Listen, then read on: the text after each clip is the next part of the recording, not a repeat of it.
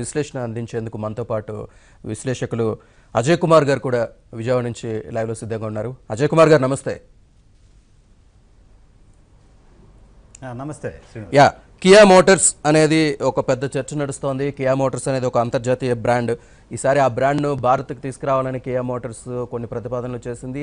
ఏ రాష్ట్రం అనువుగా ఉంటుంది, ఎక్కడ మనకి బాగుంటుంది అనే దాని మీద ఒక నివేదిక తెప్పించుకున్నారు. ఈ టైంలోనే చంద్రబాబు కొన్ని అక్కడికి వెళ్ళి వాళ్ళతో మాట్లాడడం, ఇతర రాజకీయ సమస్యలన్నీ పక్కన పెట్టి ఆ ప్లాంట్ని ఇక్కడ తీసుకురావడం కోసం ఆయన చాలా ప్రయత్నాలు చేశారు. దానికి సంబంధించి చూసాం మనం.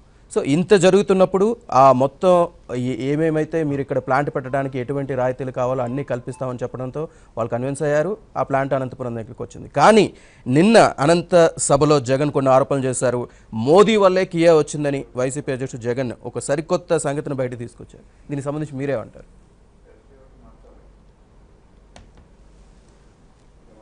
శ్రీనివాస్ గారు,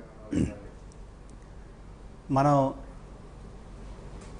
ఈ రాష్ట్రం ఏర్పడిన తర్వాత కొత్త రాష్ట్రంలో అత్యంత వెనుకబడినటువంటి ప్రాంతంగా ఉన్నటువంటి రాయలసీమకి వర్షాభావంతో దుర్భిక్షంతో వలసల కేంద్రంగా ఉన్నటువంటి రాయలసీమలో ఒక ప్రపంచ స్థాయి ఆటోమొబైల్ పరిశ్రమ, కియా లాంటి ఆటోమొబైల్ పరిశ్రమ రావడం మన ఆంధ్రప్రదేశ్ ప్రజలందరికీ కూడా గర్వకారణమైనటువంటి విషయం.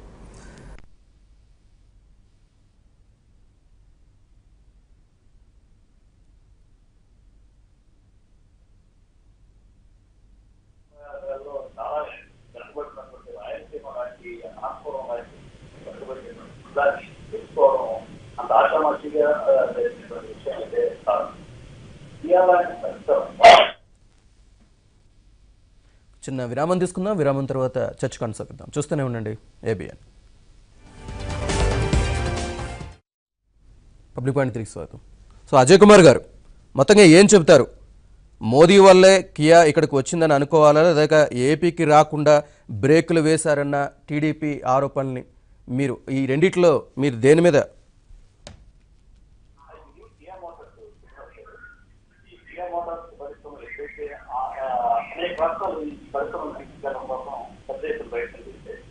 ప్రయత్నం చేసేటువంటి క్రమంలో ఆంధ్రప్రదేశ్ ముఖ్యంగా రాష్ట్ర ముఖ్యమంత్రి చొరవ తీసుకుని వాళ్ళకి కావాల్సినటువంటి రాయితీలు సమకూర్చడానికి, మౌలిక వసతులు కల్పించడానికి, రహదారులు ఏర్పాటు చేయడానికి, అలాగే నీటి లేకుండా రిజర్వాయర్ నీటి వసతులు కల్పించడానికి హామీ ఇచ్చి భరోసా ఇచ్చి రాయితీల విషయంలో కూడా ఇతర రాష్ట్రాలు తీసుకున్నా కూడా ముందుగా ఆఫర్ చేసి, ఎందుకంటే కియా పరిశ్రమ వస్తే ఆ ఒక పరిశ్రమతోనే ఆగిపోతుంది. ఆంధ్రప్రదేశ్ లో మనం వ్యవసాయ రాష్ట్రంగా ఉన్నాం. భారీ పరిశ్రమలు ఏవి లేకుండా, సర్వీస్ రంగం కూడా లేకుండా ఏర్పడినటువంటి ఒక కొత్త రాష్ట్రం. ఉపాధి కల్పనలో ముందుగా ఉండాలి. ఇక్కడ నిత్యం యువతకు ఉపాధి కల్పించాలి అంటే వ్యవసాయ అనుబంధ పరిశ్రమలతో పాటు భారీ పరిశ్రమలు కూడా కొన్ని రావాల్సినటువంటి అవసరం ఉంది. ముఖ్యంగా రాయలసీమ లాంటి కరువు ప్రాంతాల్లో ఉపాధి కల్పనకు పనిచేసిన విషయాలైనటువంటి సదుద్దేశంతో, ఒక లక్ష్యంతో ఆ పరిశ్రమని అక్కడికి తీసుకురావడం కోసం ప్రయత్నం చేశారు. ఇటువంటి దీనికోసం ఇతర రాష్ట్రాలు ఇన్ని పోటీ పడి కూడా మనం ఆ సందర్భంలో మనం అర్థం చేసుకోవాల్సింది ఏంటంటే, అది ఆంధ్రప్రదేశ్ వ్యక్తి గత 5 సంవత్సరాల కాలం 13,000 కోట్ల రూపాయలు చేసి ప్రత్యక్ష పెట్టుబడి ఎఫ్డీ రూపంలో వచ్చినటువంటి భారీ పరిశ్రమ 5 ఏళ్లలో భారతదేశంలో అటువంటి విజయాన్ని ఆంధ్రప్రదేశ్ సాధించింది. దానికోసం మన అధికారులు, మన ప్రభుత్వం అందరూ కృషి చేశారు. అది ఫలప్రదమై ఇప్పుడు దాదాపు కియాకారులు మన రాష్ట్రంలో పరుగులు తీయడానికి దాదాపు సిద్ధం అవుతుంది. దీన్ని ఆంధ్రప్రదేశ్ ప్రభుత్వ విజయంగా, ఆంధ్రప్రదేశ్ ప్రజల విజయంగా, మన పారిశ్రామికీకరణలో విజయోడుగా మనం చూడాలి. ఇది సంస్కృతిక రాజకీయ కోణం నుంచి ఎవరి ఖాతాలో వేసుకుంటాం, జగన్ ఖాతాలో వేద్దాం, మోడీ ఖాతాలో వేద్దాం, చంద్రబాబు ఖాతాలో వేద్దాం అనేటువంటి సంస్కృతిక రాజకీయ కోణంతో మాట్లాడమే అసలు చాలా దుర్మార్గం. మనది ఏ పరిశ్రమ ఇక్కడికి వచ్చింది, మన ఎందుకు దానికోసం ప్రభుత్వం కృషి, దాన్ని అంగీకరించడానికి వేషాలు ఎక్కువ, దాన్ని అంగీకరించడానికి రాజకీయమైనటువంటి ఇదెందుకో అర్థం చేసుకోవాలి. రైట్. ఈ ప్లాంట్కి సంబంధించి అజయ్ కుమార్ గారు ఈ ప్లాంట్కి సంబంధించి గతంలో మనం చాలా వార్తలు చూసాం. ఇది ఏపీకి రావడానికి కేంద్రానికి అసలు ఎట్టి పరిస్థితుల్లోనూ ఇష్టం లేదు. ఒక దశలో ప్రధానమంత్రి కార్యాలయం కూడా స్వయంగా రంగంలోకి దిగి ఏపీలో ఎందుకు, గుజరాత్లో పెడితే బాగుంటుంది, కనెక్టివిటీ బాగుంటుంది, ఇక్కడ పెట్టండి అని ఒత్తిడి తెచ్చే ప్రయత్నం కూడా చేసిన సందర్భాలని మనం గతంలో వార్తలుగా చూసాం.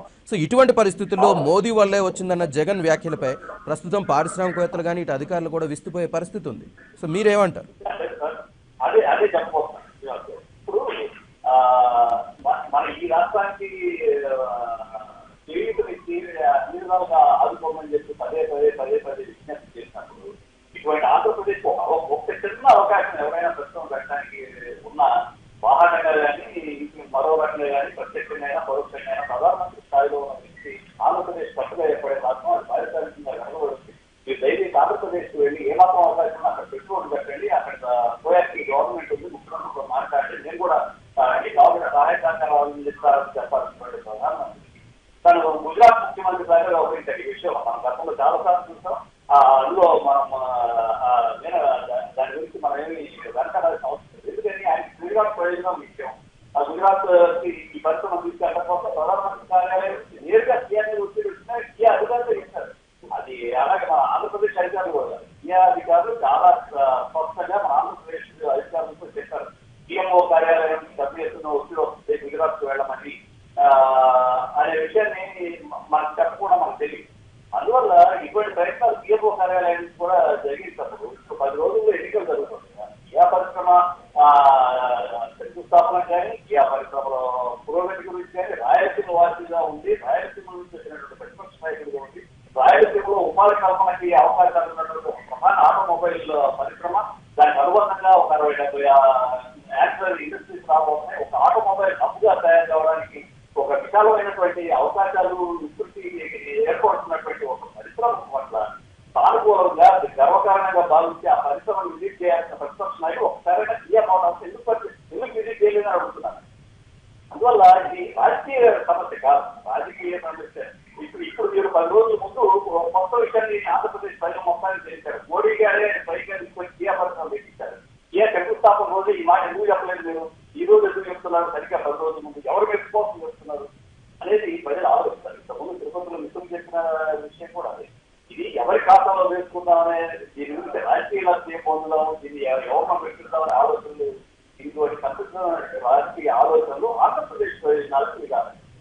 ఆంధ్రప్రదేశ్ లో పారిశ్రామికీకరణ జరగాలన్నా, సేవా రంగంలో మనం ముందుకెళ్లాలన్నా, కంపెనీలు రావాలన్నా, ఇక్కడ యువతకి ఉపాధి జరగాలన్నా మన అందరి సంకల్పం ఈ రాష్ట్ర అభివృద్ధికి సంబంధించినటువంటి సమైక్య సంకల్పం పొరబడి ఇటువంటి సంక్షిప్తమైనటువంటి ఆలోచనలు చేస్తే దానికి ప్రతిరూపంగానే కూడా కియా ఒకటే కాదు అజయ్ కుమార్ గారు, రాష్ట్రానికి రావాల్సిన పలు పరిశ్రమలను కేంద్రం అడ్డుకుంది అని చెప్పడానికి చాలా ఉదాహరణలు ఉన్నాయి. గతంలో కూడా ఎమిరేట్స్ విమానయాన సంస్థ ఏపీతో ఒక 2 ఒప్పందాలు చేసుకుంది. విశాఖపట్నంలో ఒక ఓవర్ హాల్టింగ్ ప్లాంట్ ఒకటి పెట్టేందుకు, అలాగే అక్కడున్న సిబ్బందికి సంబంధించి ఎయిర్ హోస్టెస్ ఇతర సిబ్బందికి సంబంధించి ఒక శిక్షణ సంస్థను ఏర్పాటు చేస్తామని కూడా ప్రతిపాదించారు. దానికి దాదాపుగా చర్చలన్నీ అయిపోయాయి. ఇదే టైంలో దీనికి సంబంధించి రాష్ట్ర ప్రభుత్వ పౌర విమానయాన శాఖకి సంబంధించి లేఖ కూడా రాసింది ఏపీ ప్రభుత్వం. కానీ ద్వైపాక్షిక విమానయానాలకు సంబంధించి అనుమతి ఇచ్చే అంశాన్ని పిఎంఓ పౌర విమాన శాఖ నుంచి తొలగించిన నేపథ్యంలో ఆ ఫైల్ ప్రధాని దగ్గరికి వెళ్ళింది. సో ప్రధాని దగ్గరికి వెళ్ళిన వెంటనే దాన్ని ప్రధాని తోసిపుచ్చారు. సో ఇలాంటి సంఘటనలు చాలా ఉన్నాయి.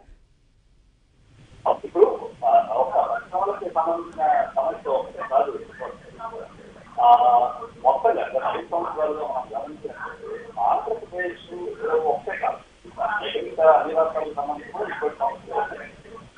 ప్రధానమైనటువంటి సమస్య ఏంటంటే వీటన్నిటినీ ఆయా మంత్రిత్వ శాఖలు వాటి సాధ్యాసాధ్యాలని చూసి పరిశీలించి నిర్ణయించడం కాకుండా ఇవన్నీ కేంద్రీకృతమైనటువంటి అధికారాలని అన్నింటినీ ప్రధానమంత్రి కార్యాలయానికి గంటలుపరిచి ప్రతి ప్రతిపాదనని, ప్రతి కార్యక్రమానికి ప్రతిపాదనని, ప్రతి పెట్టుబడి ప్రతిపాదనని దాన్ని వాడు స్క్రూటినీ చేసిన తర్వాత వాళ్ళ దయాదక్షిణాలు, వాళ్ళ నిర్ణయాల మేరకు ఆమోదించడం చేస్తున్నారు అనేది చాలా స్పష్టంగా తెలుస్తుంది. లేకపోతే ఆంధ్రప్రదేశ్ కి మనకు విభజన హామీల్లో చెప్పినటువంటి విషయాలన్నీ పక్కన పెట్టి కేంద్ర ప్రభుత్వం 4 సంవత్సరాలు ఇక్కడ ఈ రాష్ట్రంలో ఇక్కడ ఉన్నటువంటి అధికార పార్టీతో విపక్షంగా ఉండి కూడా ఈ రాష్ట్రానికి తీసుకొచ్చినటువంటి పారిశ్రామిక పరిశ్రమ లేదు. పారిశ్రామిక అసలు పట్టణంలో చెప్పినవి మనకి ఇండస్ట్రియల్ కారిడార్స్కే దిక్కులేదు, అట్లాగే కాకినాడ పెట్రోలియం కాంప్లెక్స్ కి దిక్కులేదు. ఏ రకమైనటువంటి ఆఖరికి చట్టంలో మనకు హక్కుగా రావాల్సినటువంటి పరిశ్రమల విషయంలోనే ఏ రకమైనటువంటి పురోగతి లేనప్పుడు రాష్ట్ర ప్రభుత్వం స్వయంకృషితో చొరవతో ప్రయత్నించేటువంటి పరిశ్రమల్ని ప్రతిపాదనని ఇప్పుడు మీరు ఇందా చేసిన ఎమిరేట్స్ ఉదాహరణ కూడా దానికి సమానం. ఆ ప్రతిపాదన కూడా ప్రధానమంత్రి కార్యాలయం కొట్టుపెట్టింది.